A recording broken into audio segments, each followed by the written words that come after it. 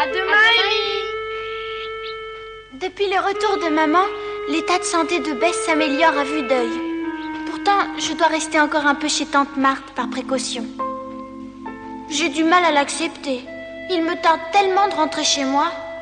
J'ai envie de m'asseoir à table avec toute la famille réunie et de manger en bavardant joyeusement.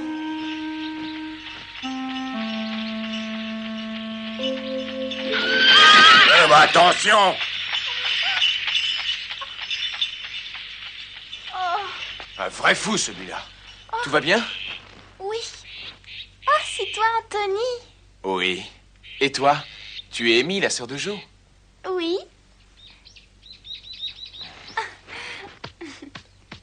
Je crois que tu devrais faire plus attention quand tu marches sur la route, Amy. Tu as raison, c'est ma faute. Je pensais à autre chose. Ah, tu reviens de l'école, n'est-ce pas? Oui. Tu partais dans cette direction et si je ne me trompe pas, tu habites à l'opposé. C'est juste, oui. Tu crois pas que tu devrais rentrer directement chez toi? Malheureusement, ces jours-ci, c'est impossible. Je ne comprends pas. Pourquoi c'est impossible ces jours-ci?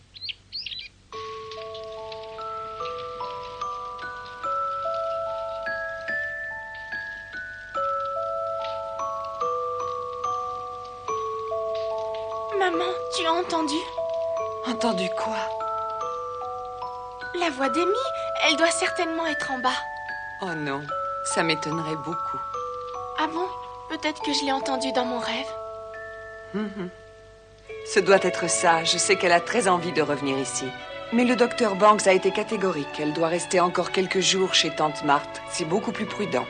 Tu sais, maman, je suis contente qu'elle n'ait pas attrapé la scarlatine. Moi aussi.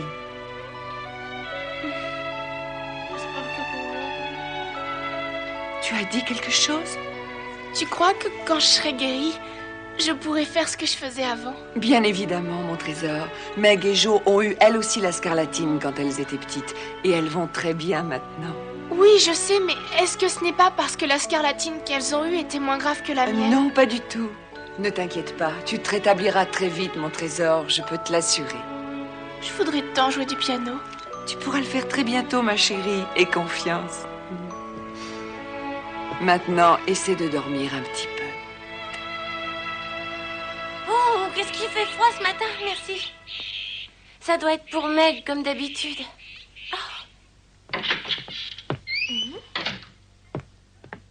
Ah, c'est une lettre de John, je suppose. En effet, elle est bien de Monsieur Brooke. Il doit certainement nous donner des nouvelles de papa. Je vais l'ouvrir. Alors? Cette fois, Meg, c'est pas à toi qu'elle est adressée. Hein? Il l'a envoyée à maman. Ah oui, tu as raison. J'ai l'impression que Monsieur Brooke estime que désormais, c'est maman qui doit être informée la première de l'état de santé de papa. Et c'est assez logique. Pourquoi adressait-il toutes ces lettres à moi jusqu'à présent? Puisque maman était à Washington, c'est normal que ce soit à toi qu'il les ait adressées. C'est vrai, après tout, je suis l'aînée. Tu ne serais pas un peu déçu? Non, mais qu'est-ce que tu vas imaginer encore? Rien du tout. En attendant, il vaudrait mieux porter cette lettre à maman. J'ai hâte de savoir si la santé de papa continue à s'améliorer. Allons-y.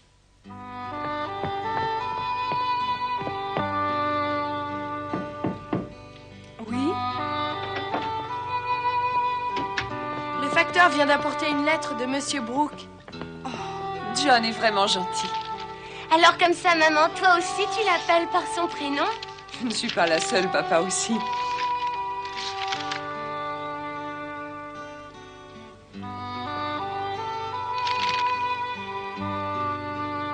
Vous avez vu, Bess commence à reprendre des couleurs. Votre père va beaucoup mieux également. D'après ce que John écrit, les médecins pensent qu'il sera en état de quitter l'hôpital au début de la nouvelle année. Waouh, fantastique! Oh, Jo, ne parle pas si fort. Bess vient juste de s'endormir. Oh, je suis désolée. Ne la gronde pas, maman. J'ai tout entendu, je ne dormais pas. Si vous saviez comme ça me fait plaisir. Oh, excuse-moi, Bess. Non, ne t'en fais pas. Cette bonne nouvelle va m'aider à guérir. C'est vrai que ça fait plaisir d'avoir enfin une bonne nouvelle. Maintenant, tu sais ce que tu dois faire. Tu dois guérir plus vite que papa. Oui, l'idéal serait que tu sois sur pied avant Noël. Il faut que tu luttes de toutes tes forces pour y arriver. J'essaierai. Maman, si ça t'ennuie pas trop, j'aimerais aller me promener un peu. Ça fait pas mal de temps que je ne suis pas allée voir tante Marthe et j'aimerais passer un moment avec elle. Ah, c'est une bonne idée. Et comme ça, tu pourras dire à Amy d'être sage et de prendre patience encore quelques jours. Entendu. Et moi, tu sais ce que j'aimerais? Aller chez les Kings pour voir Sally. J'avoue que ça me manque de ne pas voir mes amis. Bien sûr, ça vous fera beaucoup de bien de sortir et de vous changer les idées.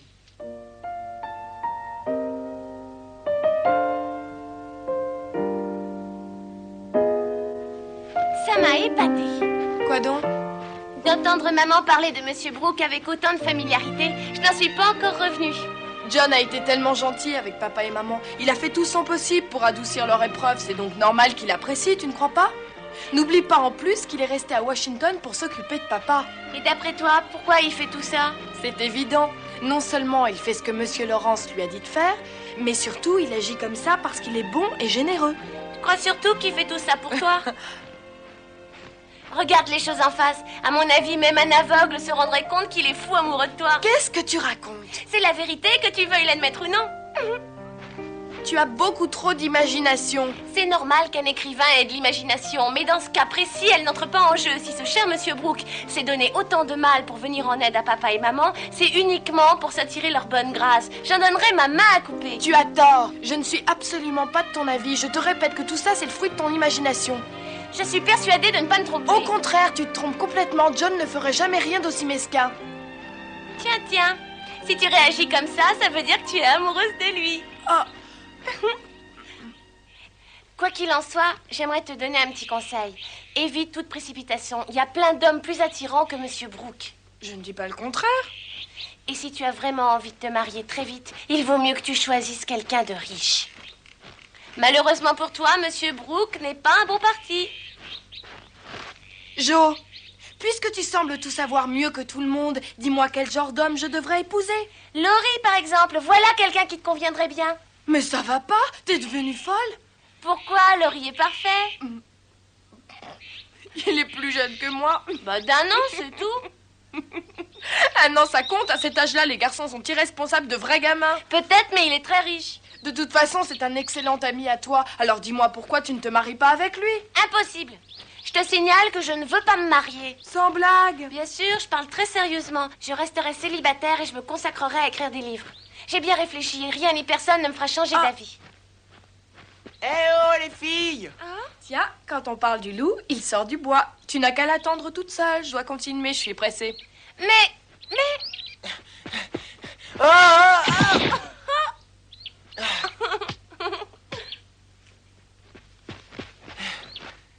Pourquoi est-ce que Meg ne m'a pas attendu? Parce qu'elle était très en retard. Tu n'irais pas voir Amy, par hasard? Exactement. En plus, ça fait longtemps que je n'ai pas vu tante Marthe. Je peux venir avec toi? Ta mère m'a dit que ça n'était pas nécessaire, mais j'avais promis à ta tante de venir tous les jours. Je tiens toujours parole dans la mesure du possible. Une promesse est une promesse. Je suis contente que tu viennes, mais si tu as autre chose à faire, c'est pas grave. Écoute, j'ai assez étudié pour aujourd'hui. Maintenant, j'ai bien le droit de me distraire et j'ai envie de sortir de chez moi.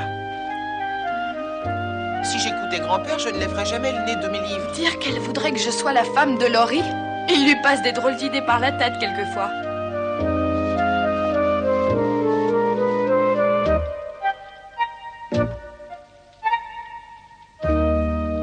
Oh!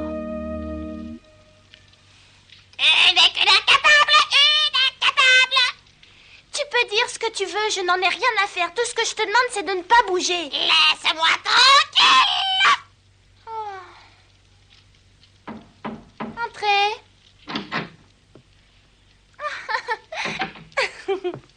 Bonjour, je viens voir si la petite puce va bien. Bonjour Laurie, comment tu vas? Pas trop mal, mais qu'est-ce que tu fais de beau? Un dessin? C'est le maître qui me l'a demandé. Ça fait plus d'1 heure que j'essaie de dessiner Polly, mais cette sale bête n'arrête pas de bouger.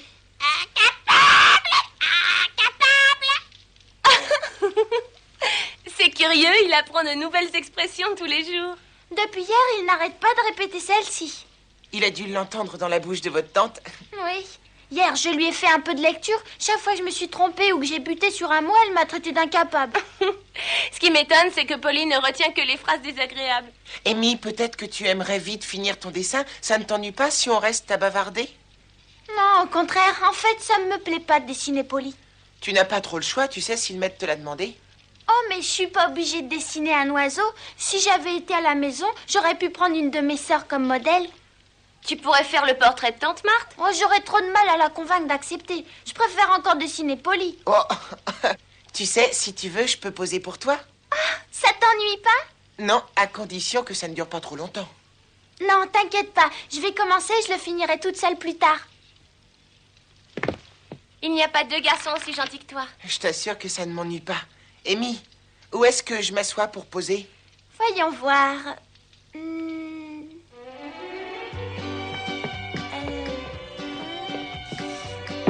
Ça. J'aimerais bien que tu t'assoies sur cette chaise. Entendu.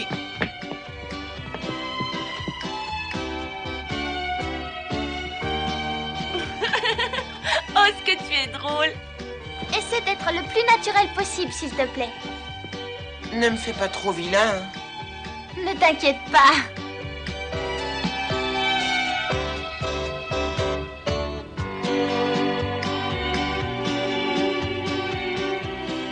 Tu sais, Amy, maman m'a demandé de te dire de prendre patience et de rester ici encore quelques jours.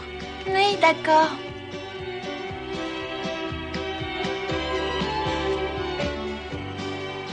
J'espère que tante Marthe ne tardera pas à se réveiller. Oui. Arrête de bouger! Arrête!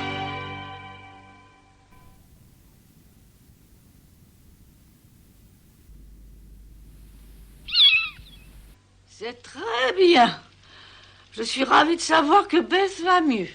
Tu sais, en fait, la présence de maman à ses côtés a été le meilleur des remèdes. Ça a été incroyable. L'état de Bess a commencé à s'améliorer dès que maman a franchi le seuil de sa chambre. Pourtant, Meg et toi, vous avez été de vraies petites infirmières.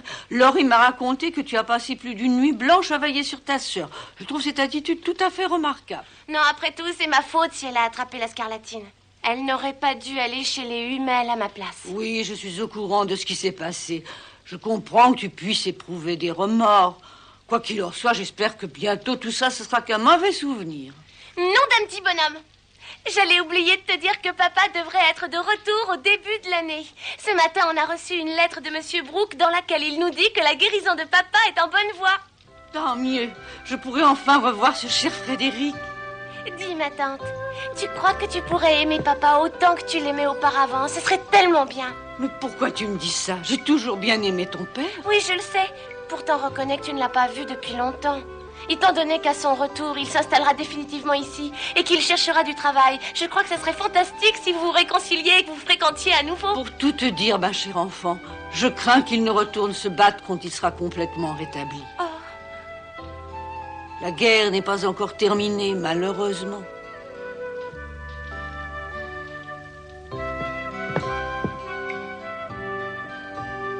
Oui, c'est vrai. Tu as raison. Mais j'espère de toutes mes forces qu'elle finira vite. C'est trop horrible.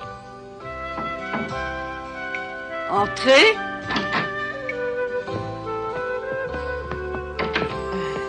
Madame, si vous le permettez, je vais me retirer.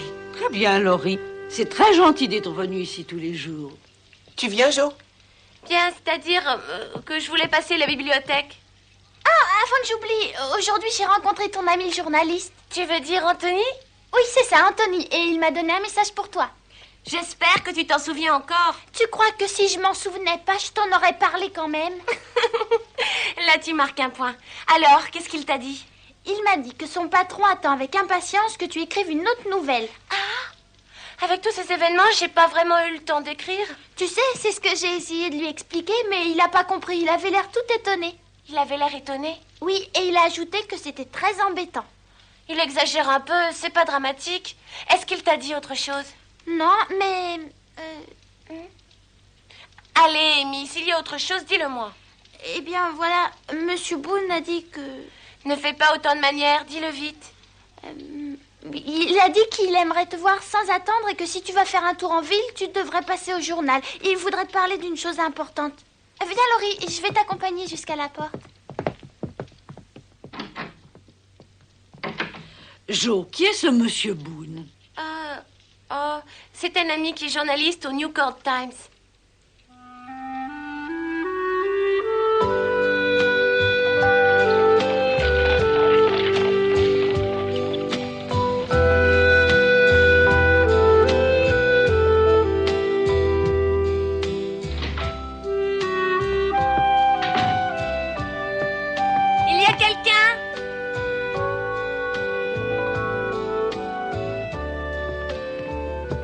Bonjour, Jo. Oh, bonjour, comment ça va?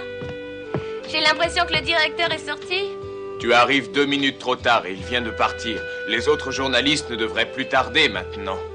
Raconte-moi, est-ce que tu te plais ici? Oh oui, beaucoup. Tout le monde est très gentil. Pourtant, il y a encore une foule de choses que je dois apprendre. Ça viendra petit à petit, tu sais. C'est à moi qu'on a demandé de choisir les caractères pour imprimer ta nouvelle. J'étais drôlement fier. Ah oui, ça me fait plaisir. Tu continues à écrire? Bien sûr, j'adore ça. Attends, tu verras, je les étonnerai tous. Je suis persuadé que tu le feras très bientôt. Oh, regarde, voilà Anthony.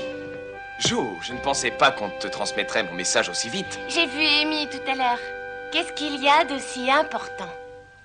Oh, Johnny, je n'ai pas encore eu le temps d'écrire l'éditorial de demain, mais je vais m'y mettre et le porterai dès que je l'aurai fini, d'accord? D'accord. À bientôt, j'espère. Au revoir, Johnny. Ne reste pas là, viens t'asseoir ici. J'arrive.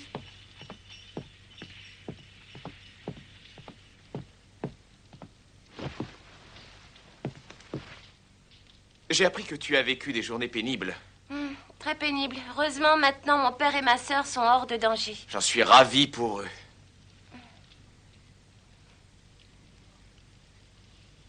Oh, figure-toi que j'envisage sérieusement de partir de Newport pour m'installer à New York. Oh, tu comptes vraiment laisser tomber ce journal? Oui, c'est bien ça. Je suis presque certain d'être engagé à plein temps en début d'année par le New York Chronicle. C'est un grand quotidien. Oui, surtout en comparaison avec celui-ci. J'ai toujours eu envie de travailler pour la rédaction d'un grand quotidien. C'est tout à fait compréhensible, mais... Raconte-moi tout depuis le début. Dis-moi, comment es-tu entré en contact avec le Chronicle? Oh, c'est très simple. Je leur ai envoyé un de mes articles et leur ai dit que j'aimerais travailler pour eux. En réalité, j'ai suivi ton exemple, ni plus ni moins. Comment ça, tu as suivi mon exemple? Souviens-toi, de la première fois où tu es venu ici, tu as demandé avec beaucoup d'assurance au rédacteur en chef de publier ta nouvelle. Tu te rappelles, oui ou non? Monsieur le directeur, ma nouvelle mérite d'être publiée. Je fais exactement la même chose. Maintenant, quand je repense à cette nouvelle, je me dis que ce n'était absolument pas une œuvre de grande qualité littéraire, dans le fond. Je trouve que j'ai eu beaucoup de culot en agissant ainsi et j'ai un peu honte. Depuis, tu as fait d'énormes progrès, je dois le reconnaître. Ce n'est pas la qualité de ta nouvelle qui m'a impressionné, c'est ton attitude pleine d'assurance et de dignité. Je me suis dit que je devrais l'adopter. Aussitôt dit, aussitôt fait. J'ai envoyé plusieurs de mes articles au New York Chronicle. Je leur ai dit, voilà le type d'article que j'écris. À vous de décider si je mérite de travailler pour vous ou non. Et si je comprends bien, leur réaction a été positive. C'est ça. Par retour du courrier, le directeur m'a répondu d'aller le voir. J'y suis allé, il a décidé de m'engager. Ça me fait vraiment plaisir pour toi, Anthony. Merci, Jo. Je pense au directeur du New York Times. Il va être déçu si tu t'en vas. Et je dois dire qu'au début, ma décision l'a un peu contrarié.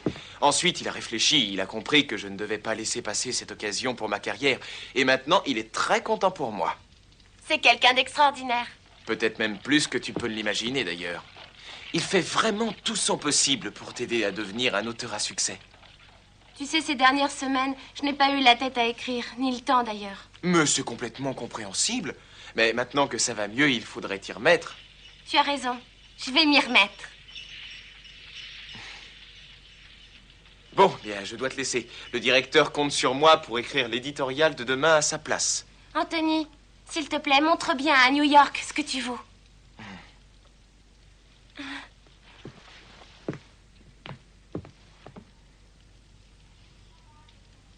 Comme il est probable qu'on ne se reverra pas avant ton départ, je crois qu'il vaut mieux que je te dise au revoir tout de suite. Jo, je ne pars que dans 20 jours. Oui, je sais, mais tu auras 1000 choses à faire. Eh bien, je passerai chez toi avant de m'en aller. Oui, en fait, je ne t'ai pas encore dit la chose qui me tient le plus à cœur. Est-ce que tu ne voudrais pas toi aussi venir à New York? Je ne veux pas dire que tu dois y partir tout de suite, mais qu'un jour ou l'autre, tu devrais venir t'y installer. À New York?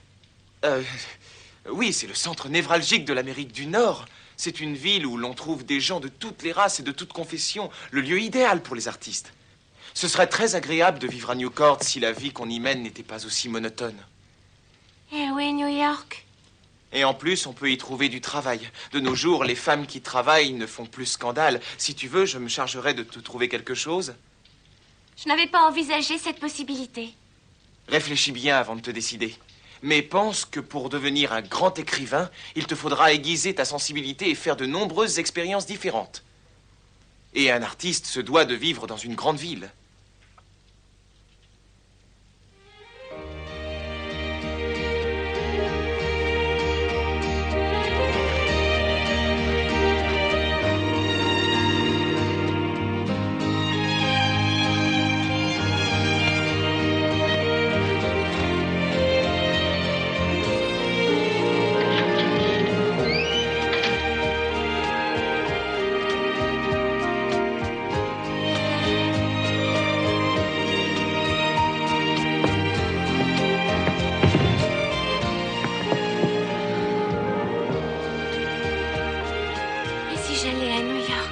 La ville la plus intéressante des États-Unis.